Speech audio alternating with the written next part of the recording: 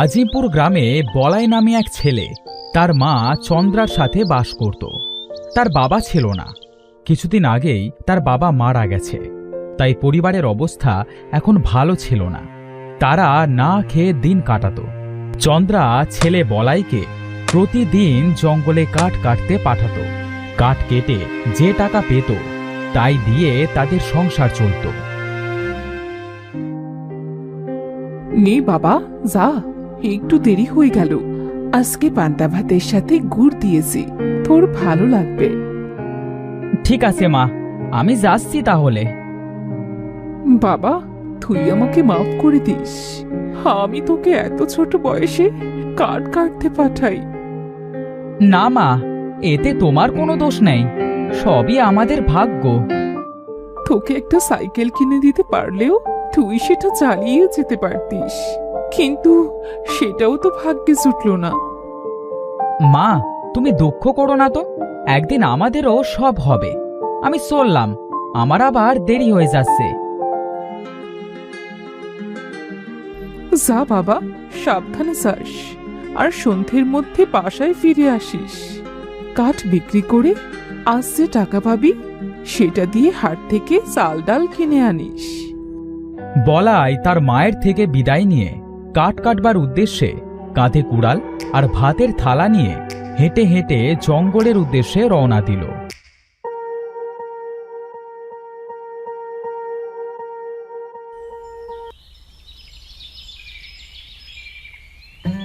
আজ মনে হচ্ছে একটু বেশি গরম পড়েছে। খাবার জন্য যেটুকু পানি এনেছি মনে হচ্ছে না কুলাবে। কি যে করি।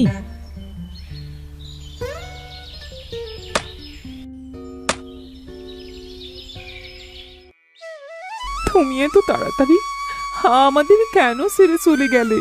জানো আমরা কত কষ্টে আছি, কত দুঃখে দিন পার করছি। জানো আমি আমাদের আদরের ছেলেটাকে জঙ্গলে কাঠ কাটতে পাঠাই। সে খুব কষ্ট করে হেঁটে ওই গভীর জঙ্গলে যায় কাঠ কাটতে, আবার সেটা বাজারে নিয়ে বিক্রিও করে। এই কি ভাবি, তুমি এখানে কাঁদছো? তুমি এখনো প্রতিদিন কেন কান্না করো ভাবি? সবাইকে তো একদিন যেতেই হবে। কি আর বলবো বলো, আমার ছেলেটাকে দেখেছো কত কষ্ট করে। ভাগ্যের লেখা কোনোদিনও মোছা যায় না, এটাই তোমাদের ভাগ্যে ছিল ভাবি, যা মেনে নিতেই হবে।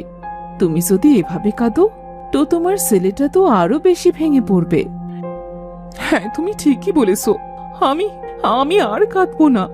এবার আমি শক্ত হব, আমি মেনে নেব সবটা। তিনি আমাদের ছেড়ে চলে গেছেন, তিনি মারা গেছেন। এখানে বেশ রোদ, একটু গভীর জঙ্গলের দিকে যেতে হতো। এখানে কাঠ কাটতে হার্ট ফেল করতে হবে। খুব ক্ষুধা পেয়েছে, কি যে করি। এখনো দুপুরও হলো না, এত তাড়াতাড়ি খেলে সারাদিন কি কাজ করব? না, এখানে এভাবে থাকা যাবে না। যাই, জঙ্গলের গভীরে গিয়ে ছায়াতে কাঠ কাটি। জঙ্গলের এদিকটায় তীব্র রোদ সহ্য করতে না পারায় বলাই তার জিনিসপাতি সব গুছিয়ে নিয়ে সেখান থেকে জঙ্গলের গভীরে যেতে থাকে। ইস, আমার কাছে যদি একটা যান থাকতো তাহলে কত ভালোই না হতো। আমাকে আর এভাবে কষ্ট করে হেঁটে যেতে হতো না।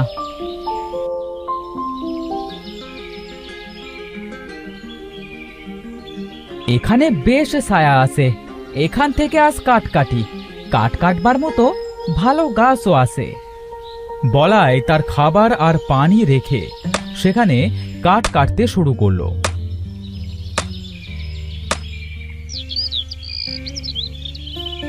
কিছুক্ষণ পর জীর্ণ বস্ত্রের এক অসহায় বৃদ্ধ এসে তার কাছে খাবার চাইল।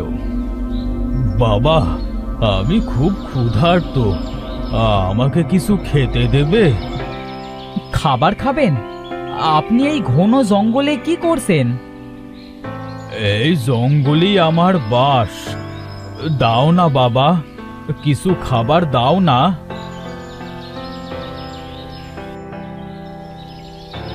এই নিন, বেশি কিছু নেই, এইটুকুই আছে। এতেই আমার হয়ে যাবে। বলাই নিজে ক্ষুধার্ত থাকবার শর্তেও তার নিজের কাছে থাকা সামান্য খাবারটুকু নিজে না খেয়ে বৃদ্ধকে খেতে দেয়। বৃদ্ধ সবটুকু খাবার ও পানি খেয়ে নেয়। তুমি অনেক ভালো বাবা, তোমাকে অনেক ধন্যবাদ। আচ্ছা চাচা, আপনাকেও ধন্যবাদ। আমি তাহলে আসি, আপনিও জঙ্গল থেকে চলে যান। কেন বাবা, আর কাঠ কাটবে না? না চাচা, আমার আজকে একটু তাড়া আছে, কাঠ নিয়ে আবার হাটে যেতে হবে। বলাইয়ের খুব খিদে ছিল, যেহেতু সে বৃদ্ধকে খাবার দিয়ে দিয়েছে, তাই সে কাজ শেষে খাবার খেতে পারবে না। সেই জন্য সে বাড়িতে তাড়াতাড়ি ফিরে আসবার সিদ্ধান্ত নেয়। বলাই কাঠ কাঁধে নিয়ে বাড়ির দিকে ফিরে আসতে থাকে। তখন আবার পেছন থেকে বৃদ্ধ লোকটা ডাক দেয়। দাঁড়াও বাবা, আমার কিছু কথা আছে, শুনে যাও। জি বলুন। তুমি খুব সৎ আর দয়ালু, আমি তোমাকে কিছু দিতে চাই, বলো তুমি কি চাও? আমি কিছুই চাই না, আর আপনি কি বা দেবেন আমাকে? তুমি সেই দেখো না, দিতে পারি কি না। না দাদু, আমার আর কিছুই লাগবে না। আপনার আর কিছু লাগলে বলুন, আমি দেওয়ার চেষ্টা করব। আমি জানি তুমি কি চাও। এই নাও, এই সাইকেলটা রাখো, তোমার কাজে দিবে। এ কি, আপনি আপনার হাতে লাঠি ঘুরিয়ে এই সাইকেলটা কিভাবে আনলেন? আপনি কে? ভয় পেও না, আমি তোমার কোনো ক্ষতি করব না। আমি তোমাকে পরীক্ষা করছিলাম, তুমি আমার পরীক্ষায় পাশ করে গেছো, তাই তোমাকে আমি এই সামান্য উপহারটা দিচ্ছি। আপনি কিভাবে জানলেন যে আমার এখন এই সাইকেলটা খুব দরকার? আমি জানতাম না যে তোমার সাইকেলের দরকার, এটা আমি নিজে থেকেই দিলাম, তোমার অনেক কাজে দিবে। তোমাকে আর কষ্ট করে হেঁটে কাঠ মাথায় করে যাওয়া আসা করা লাগবে না। হ্যাঁ, আপনি অনেক দয়ালু। সৃষ্টিকর্তা আপনার মঙ্গল করুন। আপনি আমার অনেক বড় উপকার করলেন। ঠিক আছে, তুমি যাও তাহলে। বলাই বৃদ্ধের দেওয়া উপহারে খুব খুশি হবে। সে বৃদ্ধকে ধন্যবাদ জানিয়ে সব কাঠ সাইকেলের পেছনে বেঁধে নেবে। এরপরে চলা শুরু করবে, কিন্তু কয়েকটা পাক দিতেই সাইকেলটা উড়তে থাকবে। এ কি, এ কি হচ্ছে? এটা আকাশের দিকে যাচ্ছে কেন? আমাকে উড়িয়ে নিয়ে যাচ্ছে কেন? এটা একটা জাদুর সাইকেল, উড়ন্ত বাইসাইকেল। ভয় পেও না, তুমি যেখানে নামতে চাইবে সেখানেই নামতে পারবে।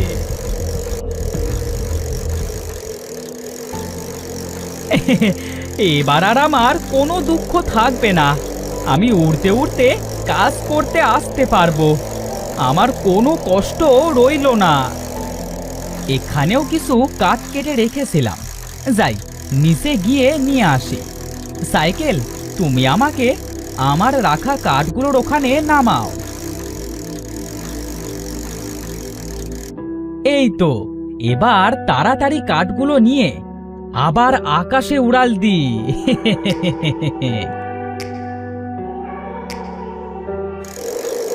বলাই তার ওই কাঠগুলো সাইকেলে বেঁধে নিয়ে আবার আকাশে উড়াল দেয়। কিছুক্ষণ উড়ে সে তার বাড়িতে পৌঁছায় এবং সেখানে নেমে যায়। তার মা তাকে সাইকেলে উড়ে আসতে দেখে অবাক হয়ে যায়। এ কি বাবা, তুই সাইকেলে করে উড়ে উড়ে আসছিস কিভাবে? আমি কোনো স্বপ্ন দেখছি না তো? না মা, তুমি স্বপ্ন দেখছো না, এটা সত্যি। কিন্তু এই সাইকেলটা কার? এটা তুই কোথায় পেলি? আর এই সাইকেলটা উড়ছেই বা কিভাবে? মা, এটা উড়ন্ত বাইসাইকেল। বলাই তার মাকে সব ঘটনা খুলে বলে। তার মা শুনে অবাক হয়ে যায়। আমি তো এখনো বিশ্বাস করতে পারছি না। আমার মনে হচ্ছে আমি স্বপ্ন দেখছি। তবে সাহায্যের বদলে তোর প্রতিদান নেওয়া উচিত হয়নি।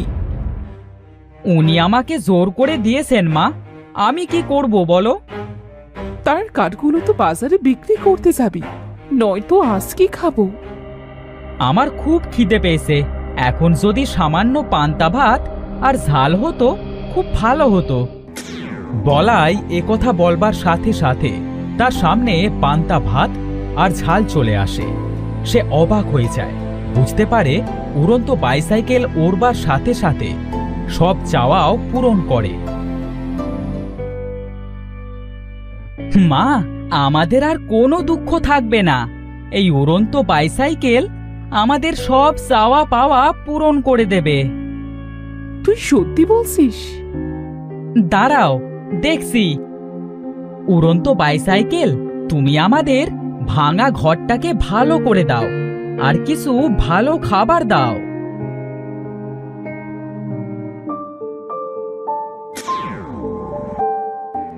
সৃষ্টিকর্তা আমাদের দিকে ফিরে তাকিয়েছেন। এখন আমাদের আর কোনো দুঃখ থাকবে না রে। এখন থেকে আমরা গ্রামের সব দরিদ্র মানুষকে সাহায্য করব আর নিজেরাও ভালোভাবে খেয়ে পড়ে বাঁচতে পারবো। বলাই এবং তার মা চন্দ্রা উড়ন্ত বাইসাইকেল পেয়ে তাদের সব দুঃখ দূর করে।